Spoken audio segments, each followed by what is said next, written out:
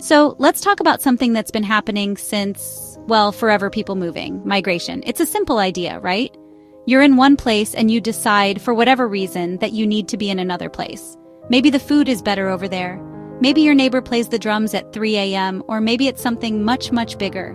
Throughout history, humans have packed their bags, or, a bundle on a stick, and hit the road.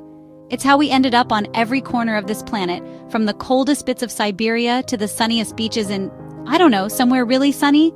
It's the original human story, the ultimate road trip. But what if this wasn't just a steady trickle of people? Imagine if all of a sudden, the number of people moving across borders didn't just rise, it exploded. Think of it like a global game of musical chairs. But when the music stops, millions and millions of people are trying to find a new seat, all at the same time. This isn't your standard story of someone moving for a job or to study abroad. We're talking about a massive world-changing shift, a human wave so large it redraws the maps of who lives where.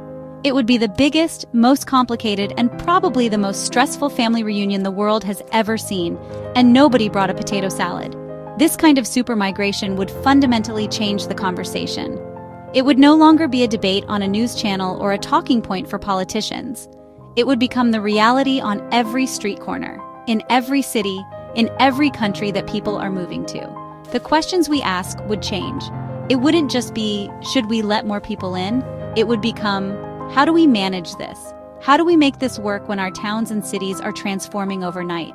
It's a scenario that pushes our systems, our societies, and even our ideas of national identity to their absolute limits, forcing everyone to adapt, and fast. Suddenly, the world would feel a whole lot smaller and a whole lot more crowded. The reasons people have always moved, seeking safety, opportunity, a better life, would be magnified 1,000 times over. This isn't a sci-fi movie plot. It's a very real possibility in our interconnected but unequal world. And if it happened, every single one of us, no matter where we live, would be a part of the story. The great human shuffle would be on, and the old rules about who belongs where would be thrown right out the window. It would be chaotic, messy, and definitely not simple. So, what could possibly cause such a massive movement of people? It's not like millions wake up one morning and collectively decide they fancy a change of scenery. The reasons people leave their homes are called push factors, and they are rarely happy ones. Think of it like this. Your house is on fire. You don't stand around debating the pros and cons of leaving, you just get out. The biggest and scariest fire on our planet right now is climate change. As sea levels rise, places like the Maldives or coastal Bangladesh could literally disappear under the waves. Where do those people go when their country is no longer on the map? They have no choice but to move. Then there's the other big one, conflict. War is the ultimate eviction notice. When bombs are falling and stability evaporates, you grab your family and you run. Look at places like Syria or Sudan. People aren't leaving because they dislike the local cuisine. They're leaving because staying could mean death. Now, imagine if several major conflicts erupted at once, or if existing ones got much, much worse. This would create a tidal wave of refugees seeking safety, people with no home to return to. They would be pushed out by violence with nothing but the hope of finding a place where their kids can sleep without the sound of explosions. Let's not forget about economic collapse. This one is a slower, quieter disaster, but just as powerful. Imagine your country's economy completely implodes. The money in your pocket becomes worthless paper. There are no jobs, no food in the stores, and no future for your children. We've seen this happen in places like Venezuela. People who were once teachers, doctors, and engineers find themselves unable to feed their families. So they leave. They walk across borders with nothing, just to find work, any work, that allows them to survive and send a little money back home. It's a desperate search for basic dignity. And sometimes all these things mix together into one terrible cocktail of disaster. A government collapses, which leads to conflict, which destroys the economy, all while a historic drought is making it impossible to grow food. It's a perfect storm of push factors. People aren't just being pushed from their homes. They're being launched. They are not chasing a dream so much as they are running from a nightmare. This is the engine that would drive a global migration explosion, a series of large-scale crises that make staying put simply impossible for millions of people. So where do all these people go? The instinct is to head for places that seem stable, safe, and full of opportunity. Let's look at the three big destinations: Europe, the United States, and Australia. These places have historically been magnets for migrants, but an explosion of new arrivals would test them in ways they've never been tested before. In Europe, a continent of many different countries packed closely together, the pressure would be immense. Suddenly, cities in Italy, Greece, and Spain would see their populations swell. The challenge would be immediate. Where do these people sleep tonight? What will they eat tomorrow? And how do you process millions of asylum claims? The United States, with its long history as a nation of immigrants, would face a similar massive challenge. The southern border would become a focal point, but people would be arriving from all over the world. The conversation about immigration, which is already pretty loud, would become a deafening roar. Every city, from New York to Los Angeles, would feel the change. Schools would suddenly have classrooms filled with children speaking dozens of different languages. Hospitals would need translators on every floor. The demand for housing, jobs, and social services would skyrocket, creating a huge strain on resources that are already stretched thin for the people already living there.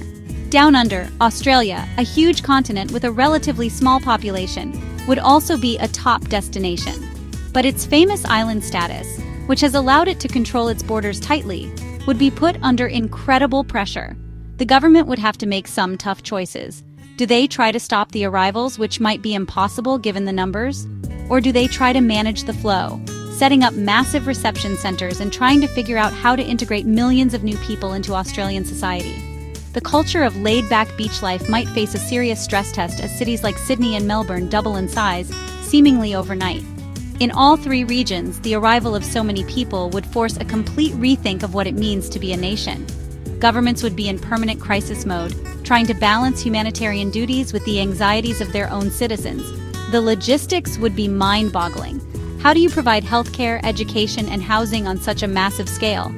How do you keep the economy running smoothly when the labor market is suddenly flooded? These aren't just political questions anymore. They become urgent, practical problems that need to be solved on a daily basis, in every town and every city. Let's be honest, the initial phase of this would be chaotic. One of the biggest challenges would be jobs.